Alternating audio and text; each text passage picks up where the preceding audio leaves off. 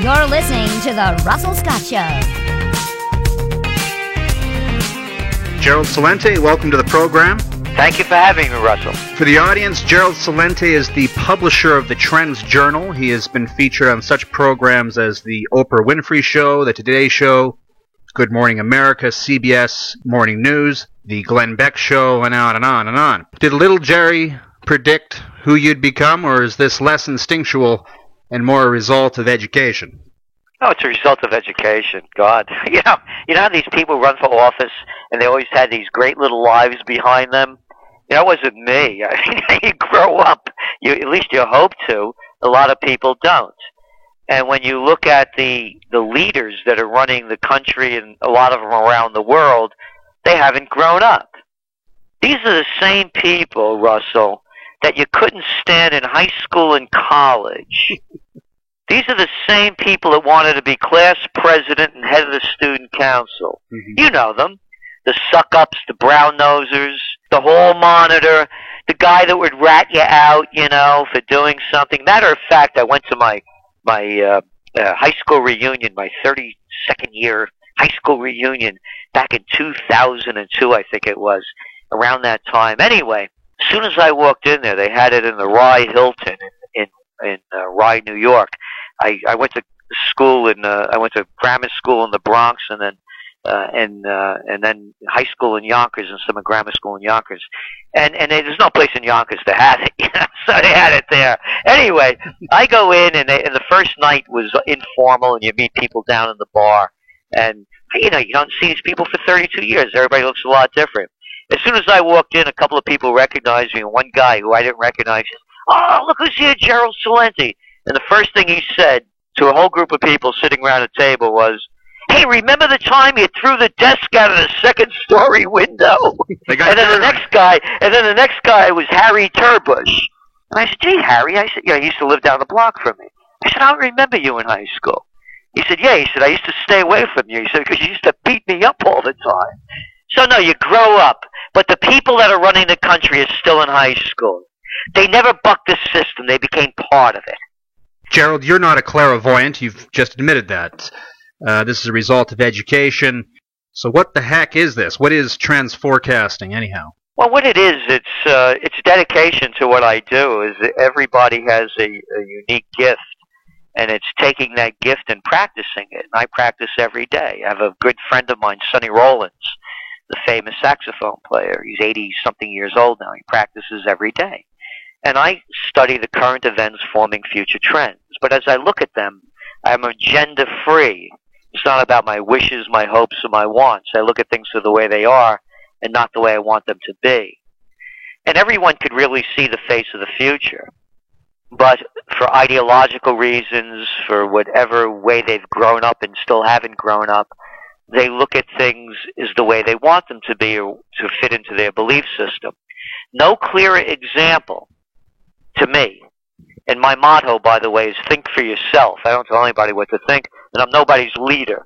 You don't have the personality to be a leader. You're darn right I don't, and I don't want to. I'm taking care of myself. That's enough. I'm not looking to lead anybody. So what I say is this is the way I see it. And the way I see it is that anybody with an ounce of self-respect that could look up to Obama or Romney after that performance on the presidential reality show last week that they called a debate, you better start looking at yourself really deeply. Because these are the people that are going to lead your country. What are you talking about? One was an emperor Gerald, this was PBS. This is the public broadcasting station. It must be the most legit of all the debates, no? Yeah, right. These two guys, one was an emperor with no clothes, and the other one is a vulture capitalist craving for power and presidential power. So yet people witnessed it with their own eyes. They heard it with their own ears. And yet they will make excuses for these lesser of two evils. And they will cast votes for them. I am a political atheist. I do not believe in any political religion. I bow down to no political gods, and I will not this year be a part of their ritual. And I do believe in God.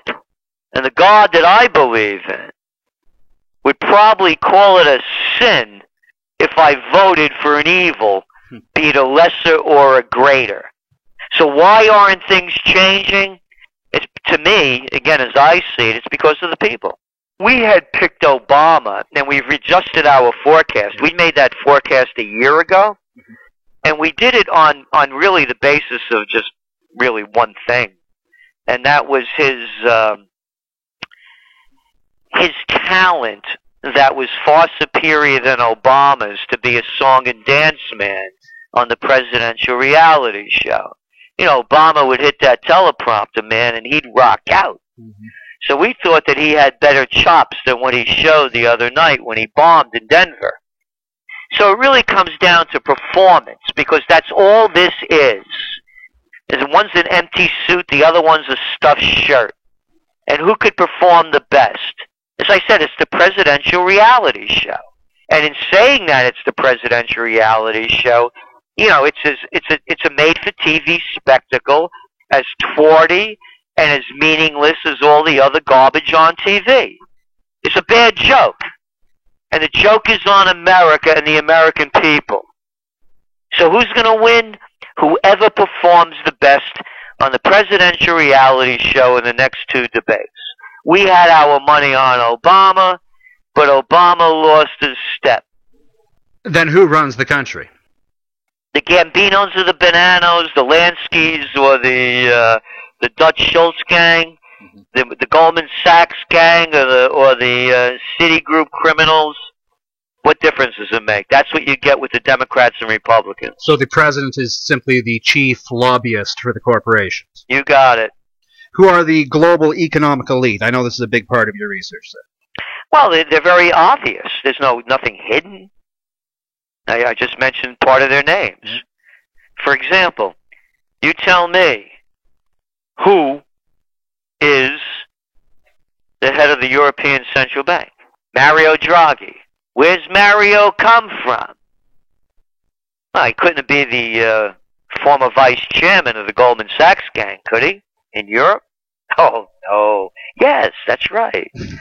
He couldn't be the guy that rigged the game so that Greece could get in the Eurozone, even though their credit worthiness was at zero. That Mario Draghi? Oh, yeah.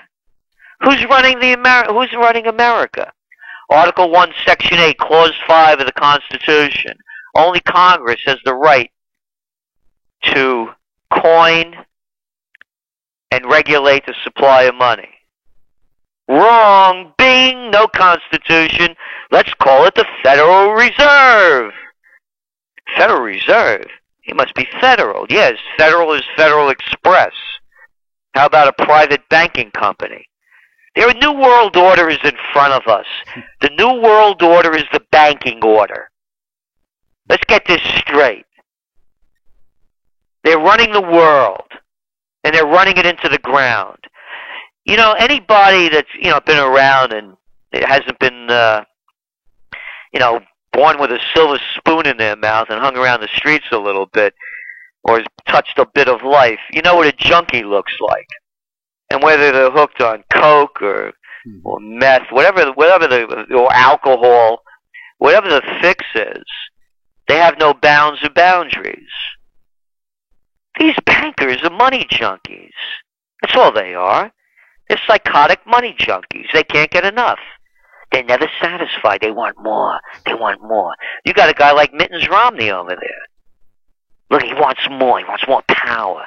Cat's worth, what, $250 million? Hides his money in the Grand Caymans. Again, I could go on about Obama, the Nobel Peace Prize winner who bombed Libya and destroyed the country and sends predator drones in. So this has nothing to do with the personality. I'm just talking about the issue of the money junkie and the power junkie. So when you see who the New World Order is, it's very clear who it is. There is not democracy in America. Let's get this straight. When I was a kid growing up, they had the Soviet Union. And I take these, political science classes, and they'd say, they're having an election in the Soviet Union today. 98% of the people that run for office get reelected. Hey, sounds like the United States, doesn't it? 96% of Congress gets reelected. Hey, yeah, but they only have one party there. Oh, we have two. Oh, wow. We have two choices. Coke and Pepsi, McDonald's and Burger King. And both of them will kill you if that's all you eat and drink. Same thing. But you're in Canada. You're in Vancouver this Friday at the SEED event over at the Pacific National Exhibition. Yes. So Canada, United States, different countries, different problems. Does any of this apply to Canada? All applies to Canada. There's not much difference at all. Particularly with that hawk you got up there, another chicken hawk. How many guys has he sent to Afghanistan? Where's he putting his money? I love the new movie they're coming out with, the new special about the War of 1812. How about that for a waste of money? $30 million or something on a bunch of BS? No, it's the same club. Matter of fact, who's your money man over there? I think he has connections to Goldman Sachs gang, too. It's all the same club. Again, these are the same people in high school and college that matriculated their way through the system. Just as they were the clique back in high school and college that didn't want anybody else in, and you didn't want to run around with them, but it was okay. You went your way and they went theirs. They didn't bother you because you knew who they were, and if they got in your face, you'd push their nose through their brain. So it was okay. But now it's a different story. Yeah. Now they're sending us to get killed. They follow their career path. They're psychopaths. War pigs. Yes, that's another kind term for them. General Dwight D. Eisenhower, the Supreme Commander of the Allied Forces during World War II, 5-star general, 2-term Republican President of the United States. He warned that the military-industrial complex was taking over the country. This was no left-wing pinko, as they called them back in my day. But he also said something very relevant that everybody should put in their brain if they want to think for themselves. And that is what Eisenhower said. Remember, Eisenhower was drafted to run. He didn't seek the nomination. He didn't seek the presidency. Matter of fact, he refused it, like Washington. And Eisenhower said that anyone that wants to run for president is either crazy or an egomaniac. And you have the combination of the two with Obama and Romney and the rest of these egomaniacs and crazy people that call themselves prime ministers, presidents, chancellors, and whatever of this is and that. Well, what's an American supposed to do? What's a citizen supposed to do if you can't? Well, I'll tell you what I'm doing. Can't vote for the right guy.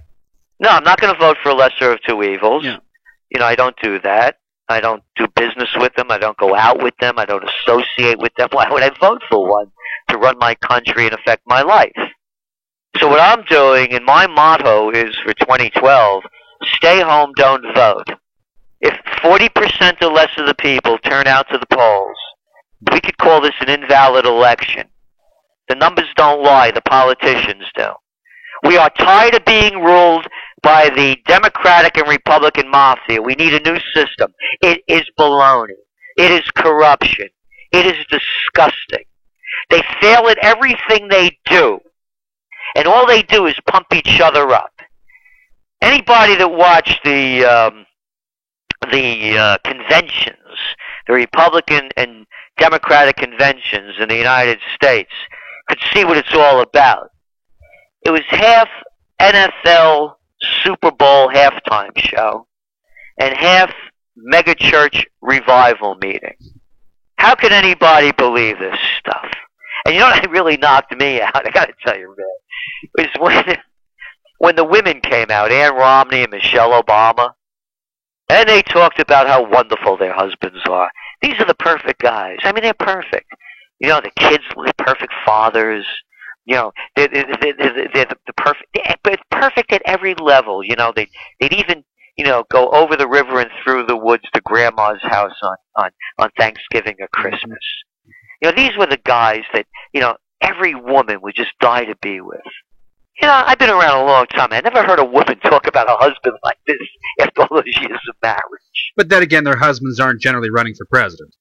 What I'm saying is, what a bunch of crap. It's all bullshit. That's it. Where do you see the economy going? It's going south. You don't have to ask me. Look at the latest IMF report that just came out. Hey, the job numbers are improving. Come on.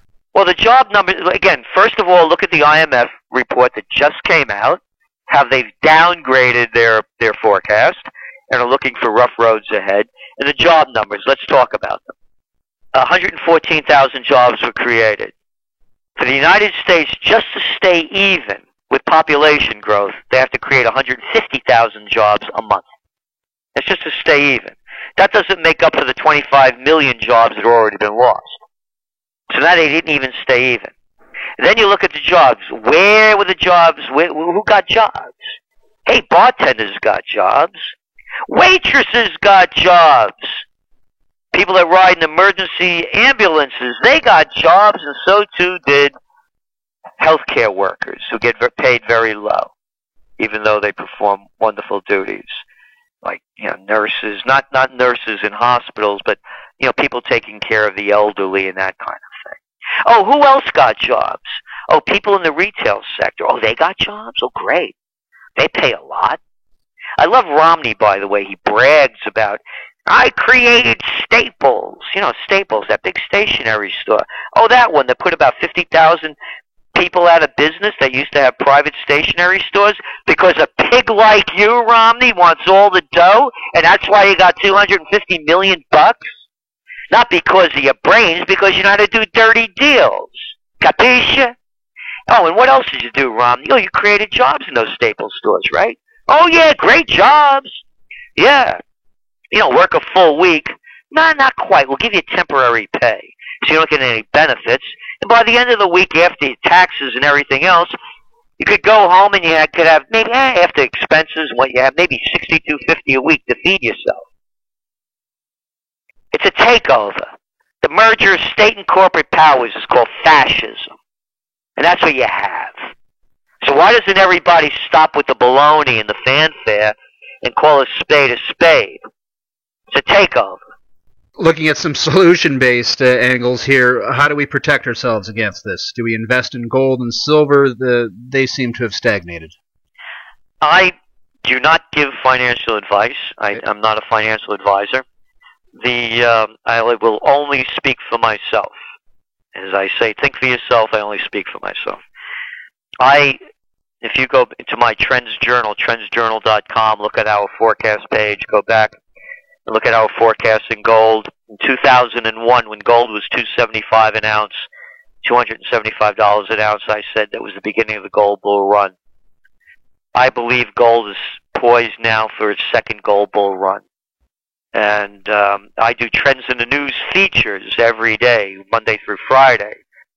And as a part of your subscription to the Trends Journal, every night we have a Trends in the News feature.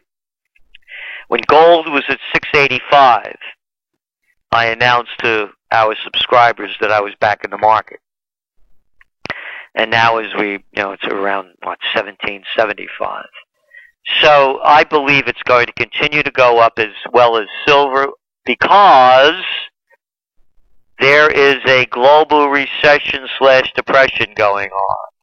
And the only way the central bankers know how to get out of it is print more digital money, not worth the paper it's not printed on. And the more they print, the less value it has. The less value it has, in my forecast scenario, the higher the price of gold and silver goes. I've read the Summer Trends Journal. It's very thick. It's extremely comprehensive. It is subscription-based. Totally worth it. When is the fall edition coming out? Came out on October 7th. Yeah, it must have been recently, because I know you're beating the deadline there. Yep. Where do they get that, Gerald? Oh, trendsjournal.com, trendsjournal.com, and I could say the illustrations in it, it's 48 pages. The advertising's free. And really, it'll show, it's history before it happens. There's nowhere, money back guarantee, there's nowhere in the world you will read what we've written and see history unfold before your eyes as you read it. And that's what you're reading. And what the Trends Journal does, it helps you prepare, survive, and prevail in the times that are coming, because they're not going to get better. You look what's going on in China. They're in a crisis right now.